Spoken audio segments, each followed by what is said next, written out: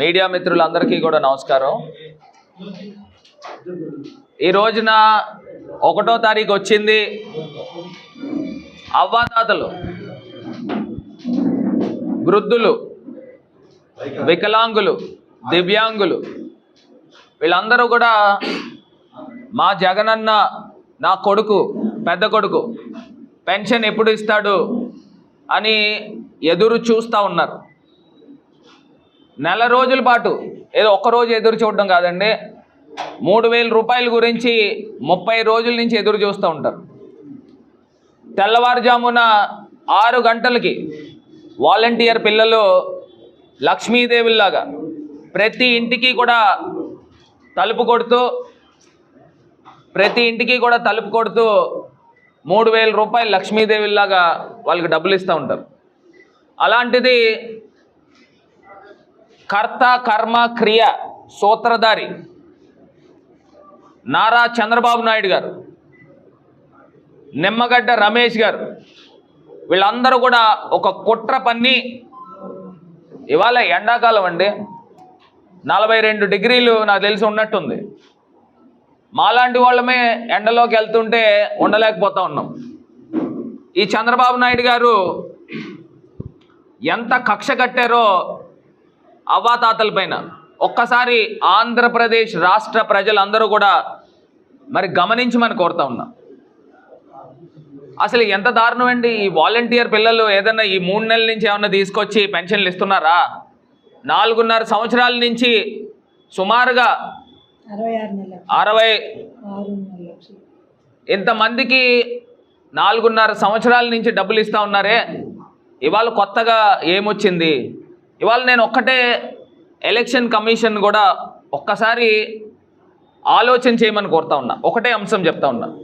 మీరు form 12/D ఏదైతే మీరు పేర్కొన్నారో 85 సంవత్సరాలు పైబడిన వృద్ధాప్యంలో ఉన్న వృద్ధులకి ఇంటికే తీసుకువెళ్ళి ఓటు వేయించే provision election commission of India మీరు కల్పించారు. మరి ఇవాళ పెన్షన్ తీసుకునే వాళ్ళు వృద్ధాప్యంలో లేనివారా అని అడుగుతా ఉన్నా. అందరూ కూడా రిటైర్మెంట్ అయిపోయిన వాళ్ళే కదా, వాళ్ళు ఎవరు లెగలేని వాళ్ళు ఉన్నారు. అందులో చాలామంది ఎండ దెబ్బకి గతంలో కూడా మనం చూసాం, ఎన్నో న్యూస్ పేపర్లలో చూసాం. ఎండ దెబ్బకి అక్కడికక్కడే పడిపోయి చనిపోయిన వాళ్ళని కూడా చాలామందిని చూసాం. ఈ చంద్రబాబు నాయుడు గారు ఎంతమందిని పొట్టను పెట్టుకోబోతున్నాడు అని ఇవాళ నేను ప్రశ్నిస్తూ ఉన్నా. ఏంటండి ఎంత దారుణం అండి. ఎలక్షన్ కమిషనే ఫామ్ 12/D కిందన అవకాశం కల్పించారు కదా. ఏమని అవకాశం కల్పించారు? ఓటు నమోదు అనేది ఇంటికే తీసుకెళ్ళి నమోదు చేయించుకుంటా ఉన్నారు. మరి అలాంటి పరిస్థితుల్లో ఈ యొక్క పెన్షన్ అనే 3,000 రూపాయలు ఇచ్చే పెన్షన్ ఇంటికి తీసుకువెళ్ళి ఇస్తే తప్పేంటి అని అడుగుతా ఉన్నా. ఈ 4.5 సంవత్సరాలు ఇట్లానే చేసినాం కదా. ఇవాళ కొత్తగా ఏదో ఎలక్షన్స్ వచ్చాయని చేసిన కార్యక్రమం కాదు కదా. మరి ఇవాళ ఈ కార్యక్రమం చేస్తూ ఉంటే ఎందుకు అడ్డుకుంటున్నారని ఇవాళ నేను సూటిగా ప్రశ్నిస్తూ ఉన్నా. చంద్రబాబు నాయుడు గారు, ఇప్పటికైనా కడుపు చల్లారిందా? కడుపు మంట తీరిందా? ఈ వాలంటీర్ల చేత ఇవ్వనివ్వకోకుండా వాళ్ళని ఏదో దొంగల్లా చూస్తూ ఉన్నారు. వాలంటీర్లను వాళ్ళు ఏం పాపం చేశారండి? వాలంటీర్లు అభం శుభం తెలియని వాలంటీర్లు పాపం ఇవాళ సేవ చేస్తూ ఉన్నారు, ప్రజా సేవ చేస్తూ ఉన్నారు, సంఘ సేవ చేస్తూ ఉన్నారు. మరి అలాంటి వాలంటీర్ల పిల్లల చేత అవ్వాతాతలకి, వాళ్ళ సొంత అవ్వాతాతల కిందన వాళ్ళు పెన్షన్ ఇవ్వడానికి వెళ్తూ ఉన్నారండి. దాన్ని కూడా ఏ రకంగా అడ్డుకుంటారు? నేను చాలామంది వాలంటీర్లని చాలామందిని కలిశాను.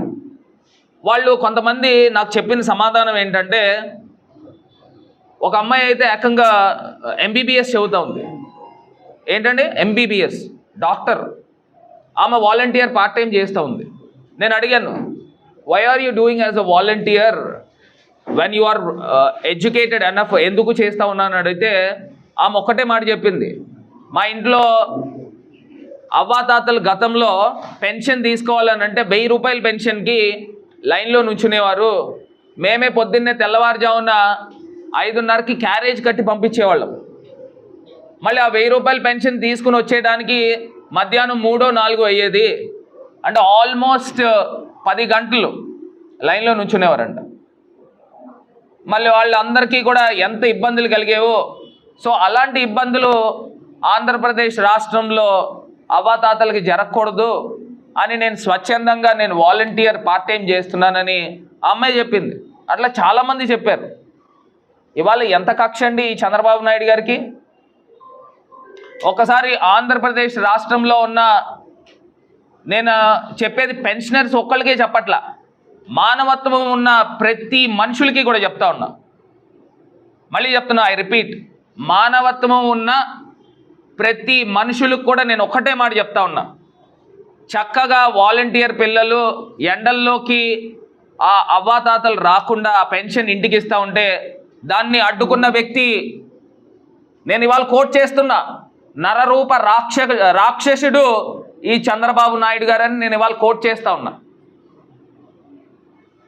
అంటే మనుషుల రూపంలో ఉన్న రాక్షసుడు ఈ చంద్రబాబు నాయుడు గారు ఇవాళ అవ్వాతాతలకి ఇంటికి పెన్షన్ ఇవ్వనివ్వకుండా అడ్డుకున్న వ్యక్తి ఈ చంద్రబాబు నాయుడు అని చెప్తా ఉన్నా. ఒక్కసారి ఈ 3 నెలలే అమ్మా, ఎవరైతే, ఎందుకంటే ప్రతి ఇంట్లోనూ వృద్ధులు ఉంటారు, ప్రతి ఇంట్లోనూ అవ్వాతాతలు ఉంటారు.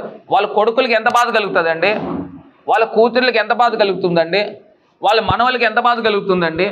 ఇలా లైన్లో నుంచోబెట్టడం ఏంటండి? పోనీ ఇది ఏమన్నా శీతాకాలమా? కాదే, ఎండాకాలం. ఎండాకాలంలో ఈ రకమైన కార్యక్రమం జరుగుతూ ఉంది. ఈ 2 నెలలు, పోనీ ఏప్రిల్ నెల, మళ్ళీ వచ్చేది మే, అంటే ఇంకా మిడ్.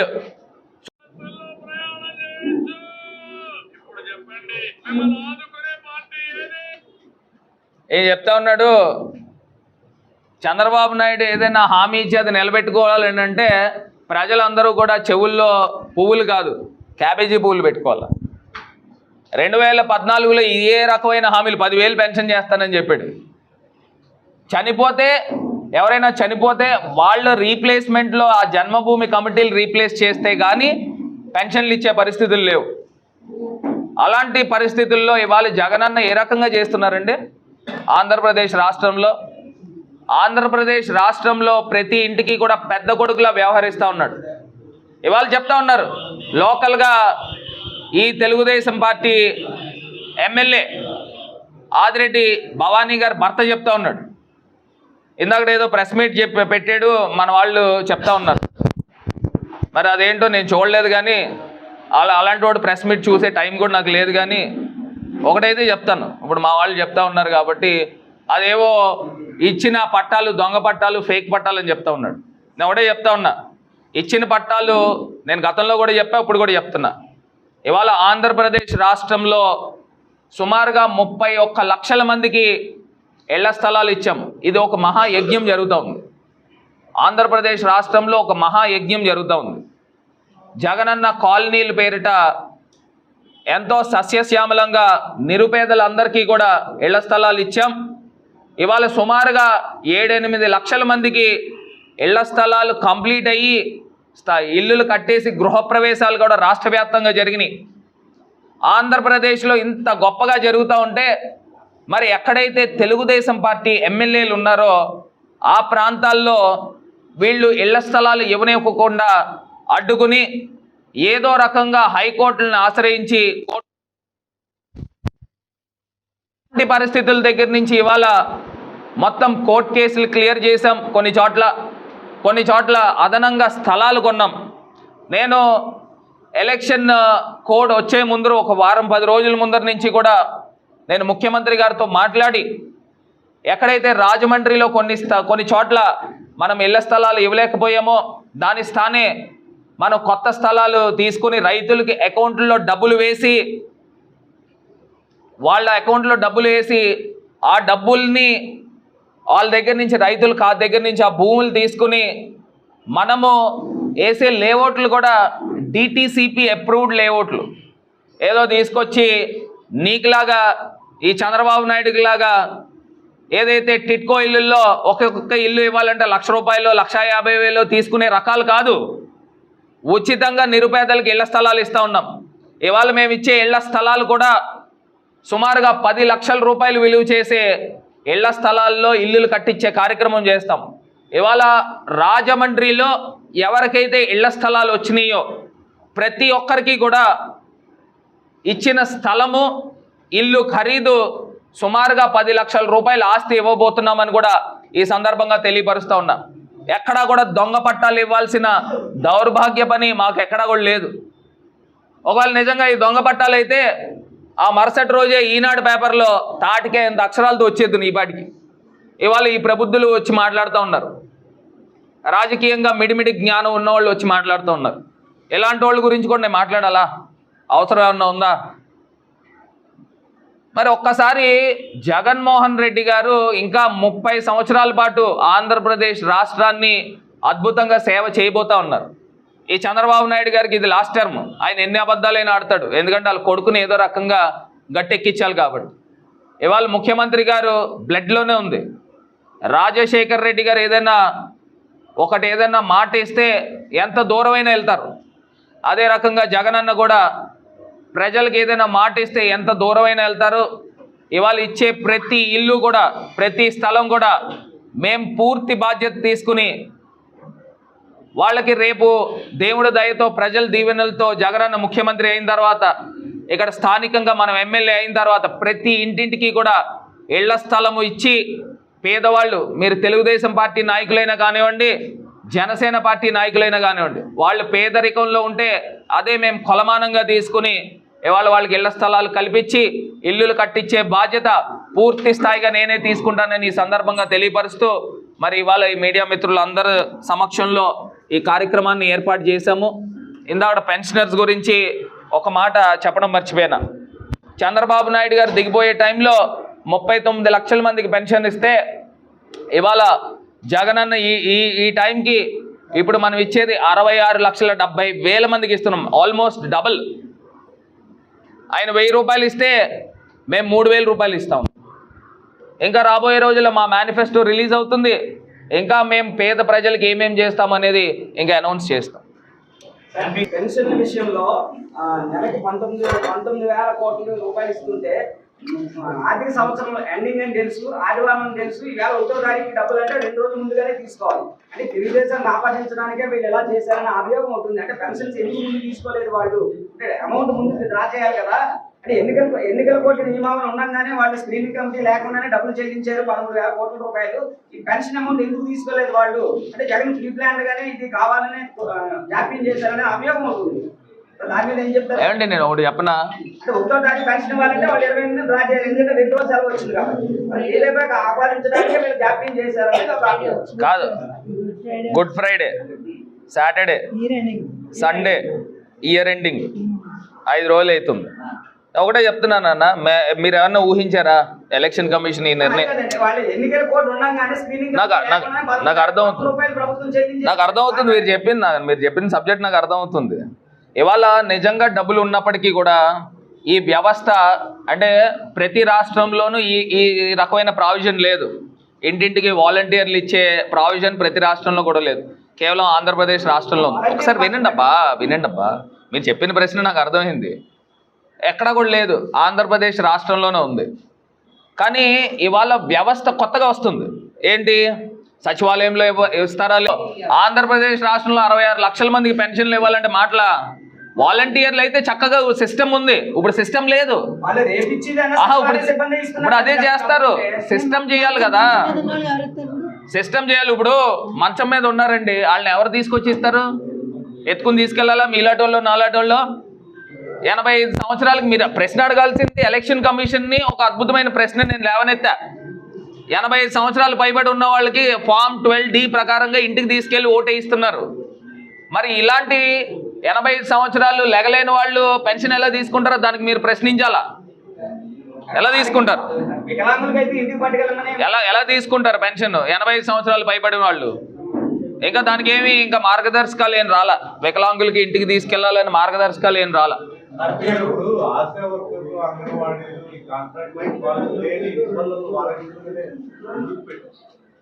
అదేనండి, ఇప్పుడు చంద్రబాబు నాయుడు కడుపు నిండా కుళ్ళు కుతంత్రం ఉంది. ఆ కుళ్ళు కుతంత్రంతో ఆయన చేసే కార్యక్రమం ఇవాళ ఆ వాలంటీర్ పిల్లలు ఏం చేశారండి పాపం? ఏం చేశారు పాపం?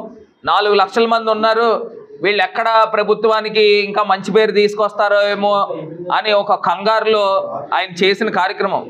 ఎందుకంటే మొన్నే చూసాం ఈయన ఆదిరెడ్డి అప్పారావు, నేను మీడియాలో కూడా నేను మాట్లాడాను, ఆయన ఏ రకంగా వాయిస్ రికార్డు దొరికింది కదా, అంతు చూసేస్తాను, సంగతి తేల్చేస్తాను, నేను ఇలాంటి కసివాడిని కాదు అని మాట్లాడిన మాటలు ఒక వాలంటీర్ పిల్లల పైన ఒక పట్టు పట్టేస్తాను అంటే ఇంకా అభవసంభవం తెలియని వాళ్ళ మీద ఈయన ప్రతాపం.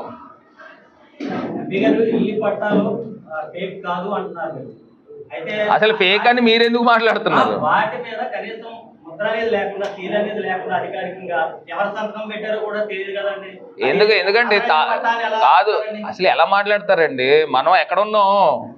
సమాజంలో డెమోక్రటిక్ కంట్రీలో ఎందుకు లేదు? సీల్ లేకపోవడం ఏంటి? తహసీల్దార్ సంతకంతో అక్కడ ఏదేది వాడు ఏమన్నా ఫేక్ తీసుకొచ్చాడేమో, ఆ ప్రబుద్ధుడు ఇందాడు వచ్చిన ప్రబుద్ధుడు అతను ఏమన్నా ఫేక్ ఏమన్నా తీసుకొచ్చాడేమో. నేను చెప్తా ఉన్నా ఏమండి, నేను ఒకటి చెప్తానండి, ఇవాళ 31 లక్షల మందికి పట్టాలు ఇస్తున్నామండి, మాకు అవసరం లేదు. ఇవాళ డబ్బు రైతుల ఖాతాల్లోకి వేసి తీసుకుని వచ్చి ఇచ్చినాయి, ఏవో తీసుకొచ్చి ఏదో గాలిలో చూపించినాయి కాదు, చంద్రబాబు నాయుడు లాగాను ఈనాడు పేపర్లో భారీ అంతస్తులు చూపించినట్టు కాదు. ఇవాళ పట్టాలు ఇచ్చామంటే ఆథరైజ్ పట్టాలు, ఇది గవర్నమెంట్ ప్రోగ్రామ్ అండి. అది ఆనం కళాకి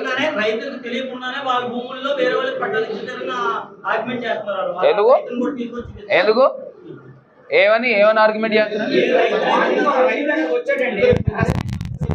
నా భూమి నాకు తెలియకుండానే వాళ్ళు విక్రయించేశారు, కోర్టు వివాదంలో ఉంది. అయినా నేను వాళ్ళు అంటే ఆ రైతు అకౌంట్ లో డబ్బులు వేయలేదా? ఏ రైతు అంట?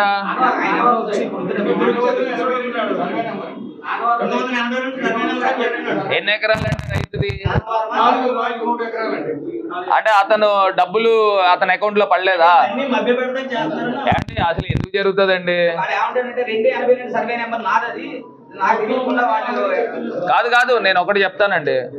ఇప్పుడు గవర్నమెంట్తో అతను అగ్రిమెంట్ అయ్యి ఉంటాడు ఖచ్చితంగా, మీకు అర్థమవుతుంది కదా. గవర్నమెంట్తో కొంతమంది తెలుగుదేశం వాళ్ళు కొంతమంది అంటే నా దృష్టికి వచ్చినాయి చెప్తున్నా, గవర్నమెంట్తో నేను ల్యాండ్ ఇవ్వడానికి, ల్యాండ్ ఎక్విజిషన్లో ఇవ్వడానికి అని సంతకం పెట్టుకుని గవర్నమెంట్కి ఆల్రెడీ వాళ్ళు భూములన్నీ ఇచ్చారు. చాలామందికి రైతుల ఖాతాల్లోకి డబ్బులు వెళ్ళిపోయినాయి. కొంత లేట్ అవడంతో తెలుగుదేశం సింపథైజర్స్ కొంతమంది ఇలాంటి డ్రామా ఆడేదానికి వాళ్ళు ఏం చేస్తున్నారు అని అంటే, మాకు లేట్ అయింది కాబట్టి మీరు అగ్రిమెంట్ చేసుకున్న రేటు మాకు కుదరదు, మాకు ఇంకా ఎక్స్ట్రా డబ్బులు కావాలి అని కొంతమంది ఎదురు తిరిగితే తిరగచ్చు. ఇప్పుడు చిన్న లోపాలు దేంట్లో అయినా ఉండొచ్చు, చిన్న లోపాలు. నేను వాళ్ళు చెప్తున్నా, ఇది ఒక మహాయజ్ఞం జరుగుతూ ఉన్నాయండి. ఈ మహాయజ్ఞంలో ఇలాంటి వాళ్ళు అందరూ కూడా సమిధల్లా భస్మం అయిపోతారు. ఎవడైతే ఈ ప్రబుద్ధుడు ఇందాక తీసుకుని వచ్చారో అలాంటి వాళ్ళు మహాయజ్ఞంలో ఇలాంటి వాళ్ళు అందరూ వస్తూ ఉంటారు.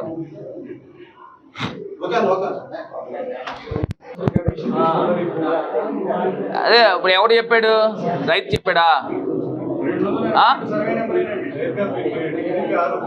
ఈ ప్రబుద్ధుడికి బాగా అలవాట్లేమో కమిషన్లు. అసలు ఈ కమిషన్ గాడే ఇతను అయ్యి ఉంటాడు, పెద్ద కమిషన్ గాడు, పెద్ద కమిషన్ అతనే అయ్యి ఉంటాడు. అందు గురించి 25% కమిషన్, ఈ కమిషన్, ఆ కమిషన్. నేను మళ్ళీ చెప్తున్నా, ఆల్రెడీ నోటీస్ కూడా వెళ్ళి ఉంటుంది. నేను ఒకటే చెప్తున్నా అన్న, నేను ఒకటే చెప్తున్నా,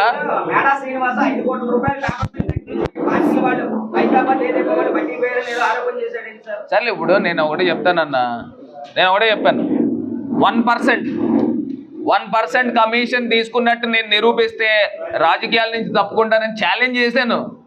మరి ఇంత పెద్ద ఛాలెంజ్ చేసిన తర్వాత నేను ఎంత సచ్చీలుండి కాకపోతే కాదు, నేను ఎంత సచ్చీలుండి కాకపోతే ఈ ఛాలెంజ్ చేస్తాను.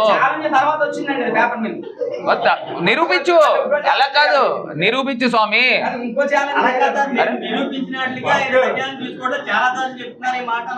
ఏది ఏ నిరూపించాడు?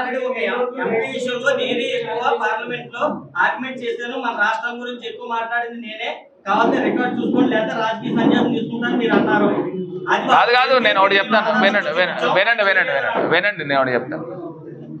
ఇప్పుడు ఎవరైనా ఆంధ్రప్రదేశ్లో మీరు తీసుకోండి, అంటే నేను పెద్ద గొప్పవాడిని నేను చెప్పట్లా, మీ కళ్ళ ఎదురుగుండానే నేను 3-4 అంశాలు చెప్తాను. కొవ్వూరు నుంచి గుండుగోలన్ 2800 కోట్లు, గ్రీన్ఫీల్డ్ ఖమ్మం దగ్గర నుంచి భోగాపురం 3600 కోట్లు, దివాన్ చెరువు దగ్గర నుంచి అనకాపల్లి 5000 కోట్లు 6 లేన్ హైవే. ఇది కాకుండా రాజమండ్రికి outer ring road bypass road కూడా శాంక్షన్ చూపిస్తాను. ఇన్ని ప్రపోజల్స్లో 8000 కోట్లు అయిందండి, ఇక్కడే 10,000 కోట్లు దాటేసింది కదా. సింపుల్గా నేను చెప్తాను. ఇంక ఇది కాకుండా మిగతా లెక్కలన్నీ మీరు చూసుకోండి, ఎలా చూసుకున్నా 17-18,000 కోట్లు వస్తుంది. నేను 5 సంవత్సరాలు ఎంపీ కింద ఉన్న టైంలో చేసినవి మీరు ఎవరినైనా చూపించుకోండి.